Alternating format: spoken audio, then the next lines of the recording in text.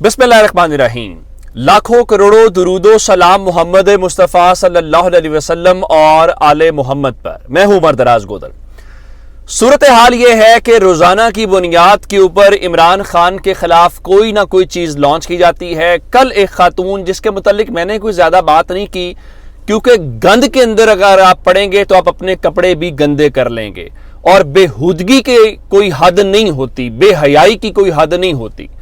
कल एक खातून इस्लामाबाद में बैठ के, जिसको 10 साल बाद जिसकी किताब 2014 की है, 2024 में दोबारा, और जय्यद सहाफी पाकिस्तान के वहां पे बैठे हुए थे। वो क्यों बैठे हुए थे, क्या मकसद था, मुझे इस बात की समझ नहीं आई। और आज क्या किया गया है, आज एक और फनकारी लगाई गई है। मैं उसके ऊपर तफसील से बात करूंगा कि खाबर मानिका ने आज जो अपनी तरफ से तेजी दिखाई है और कल जो टेक्निकली वो जनाब अब फंस गया है। मैं उसकी हकीकत बड़ी खोल के, बड़ी तफसील के साथ अदालती फैसलों की रोशनी में आपके सामने रखूंगा। लेकिन आज की खबर कुछ और है। ये जो मैं कह रहा हूं कि अडयाला जेल वाले को सर पे उठा लिया है, इसका क्या मतलब है? जितना गंद इमरान खान के बारे में फैलाने की कोशिश की जाती है, जितना प्रोपेगेंडा करने की कोशिश की जाती है, उससे कई गुना ज्यादा आवाम का रद्द अमल आता है, उससे कई गुना ज्यादा ताकत के साथ लोग इमरान खान के साथ जुड़ते हैं।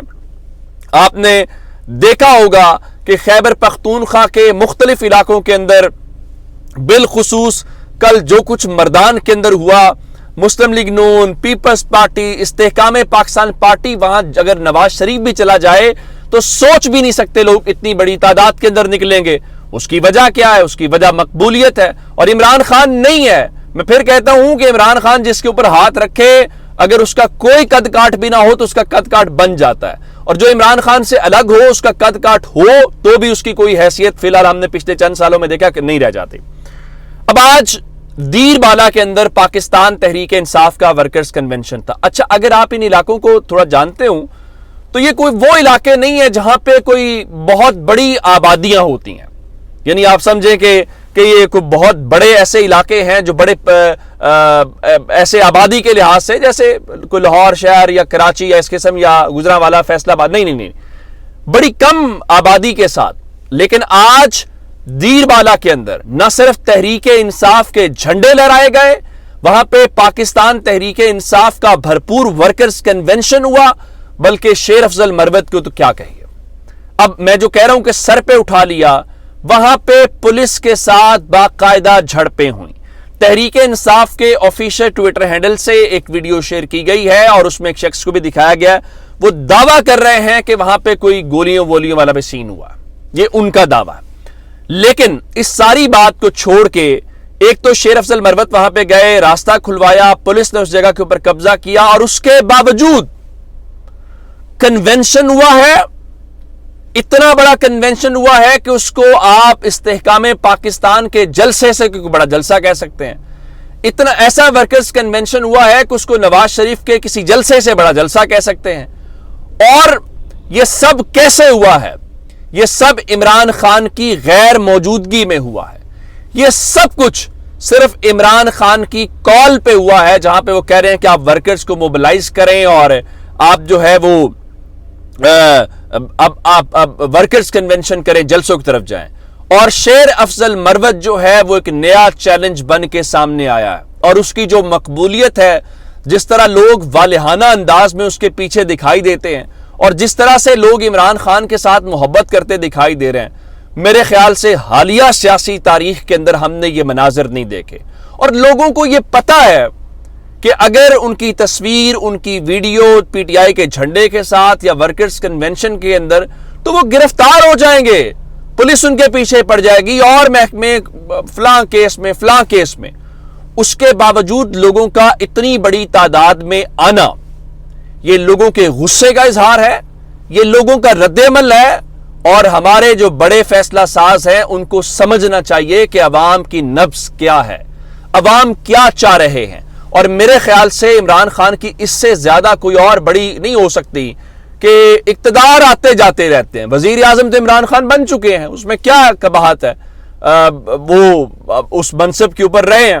लेकिन ये जो चीज है, आप देखें ना, नवाज शरीफ 21 अक्टूबर को पाकिस्तान आए हैं, मुझे बताइए कहां पे अवाम से इंटरेक्ट किया है?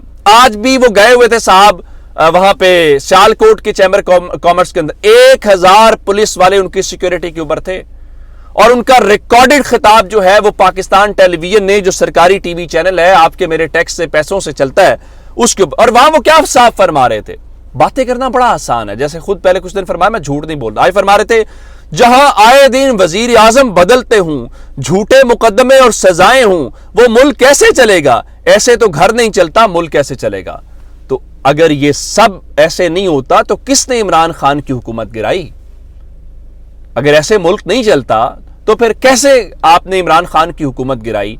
चलें, अगर सजाएं, झूठे मुकदमे, ये सब कुछ किसकी मां के ऊपर हो रहा है? ये सब कुछ किसकी ख्वाहिश के ऊपर हो रहा है? ये आपने बेनजीर के बारे में पहले क्या किया है? ये पाकिस्तान में ये जो वो फरमा रहे थे जी, वो मुल्क जिसके हवाले किया गया उसको गाली के सिवा कुछ नहीं आता। यहां पे सवाल पैदा होता है, इस मुल्क के अंदर गाली किसने फैलाई? जरदारी को मिस्टर 10% किसने कहा? मैं नहीं जाना चाहता वो नीली पीली टैक्सी वाली बात के ऊपर। गंदी और बेहुदा तस्वीरें किसने गिराई? तो ये आपकी एक तारीख है, आप उन तारीखों से आगे पीछे नहीं हट सकते। वो आया नहीं था, लाया गया था, लाने वाले भी उतने ही जिम्मेदार है जितना वो खुद जिम्मेदार है। आपको कौन लेके आ रहा है? आप किसके साथ आ रहे हैं? आप अवाम की ताकत के साथ तो नहीं आ रहे।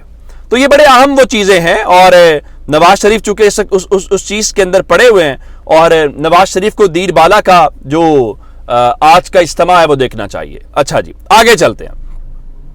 आज बुशरा बीबी के साबिक शौहर खावर मानिका ने अदालत के अंदर एक दावा दायर किया, और अंदाजा कीजिए कि वो दावा दायर करने के ऊपर वो समाअत के लिए भी मंजूर हो गया, और आज ही समाअत मुकर्रर हो गई, और वहां पे उन्होंने पेश होके अपना जो बयान है वो भी रिकॉर्ड करा दिया, और उसके साथ बुशरा बीबी और इमरान खान को जो सख्त सजाएं हैं वो देने का भी। वो किसी ने क्या ही दिलचस्प तबसरा किया कि कल जो बुक लॉन्च की गई है, जो उसमें गंद है, और ये जो आज खावर मानिका ने किया, इन दोनों में गंद में कोई फर्क नहीं है, बस उसका जो है वो किया। अच्छा, उन्होंने आज जुडिशियल मैजिस्ट्रेट कुदरतुल्लाह के सामने अपना हल्फिया बयान भी रिकॉर्ड करा दिया। अच्छा, बहुत ही आगे दिलचस्प मामला है। 4 गवाहों की लिस्ट के अंदर जो लोग हैं, एक तो खावर मानिका खुद है, मुफ्ती सईद है, ओन चौधरी है, और एक इनका मुलाजिम है मोहम्मद लतीफ, ये नया बंदा उसके अंदर शामिल किया गया है। चले, उसके अंदर 1 जनवरी 2018 के इमरान खान के निकाह की जो कॉपी और बुशरा बीबी के वो भी लगाई गई है। ये सारी बातें अपनी जगह के ऊपर हैं, लेकिन हैरान इस बात के ऊपर है कि खावर मानिका कैसा शख्स है। उसने कहा जी मेरी बीवी के नाजायज ताल्लुकात थे, उसने कहा जी मेरी साली जो है वो पता नहीं क्या कुछ उसने वो गंद जो है उसके अंदर बोला है, और आखिर ये सब कुछ था कि शादी से पहले बुशरा बीबी और इमरान खान के नाजायज ताल्लुकात थे, और मैं तस्दीक शुदा नाजायज ताल्लुकात की बुनियाद के ऊपर तलाक देने के ऊपर मजबूर हुआ, और दोनों शादी से पहले ही फरार हो गए थे। मेरे ख्याल से अब समाअत तो 28 नवंबर को, लेकिन ये इतना घटियापन जो है ना, कम से कम नहीं हो सकता। और अगर आप समझते हैं इस घटियापन से इमरान खान को गिरा लेंगे, और अंदाजा करें कि कल टेक्निकली उस शख्स ने वापस ले ली जिसने पहले कंप्लेंट की हुई थी, उसको कैसे पता था कल कि वो दरखास्त वापस लेगा, और चूंकि खावर मानिका ने अगले दिन दरखास्त दायर करनी है। कौन इस चीज को कोऑर्डिनेट कर रहा था? कौन उसको कह रहा था वापस करो? कौन कह रहा था कि खावर मानिका जो है वो करे? तो अब वो मोहम्मद हनीफ ने दरखास्त वापस ले ली, लेकिन इद्दत और निकाह की अपनी जगह के ऊपर है।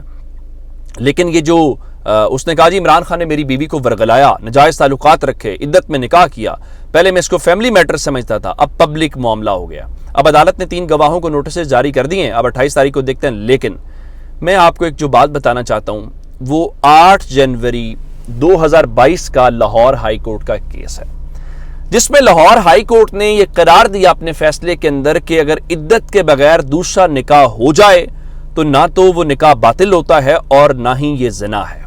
अब ये कैसे? इसके पीछे क्या है? इद्दत का मकसद क्या है? जब एक शख्स के निकाह में होते हैं तो जाहिर है कुछ चीजें हो सकती हैं, मिसाल के तौर के ऊपर आप हमला हो सकती हैं, और बहुत सारी हैं।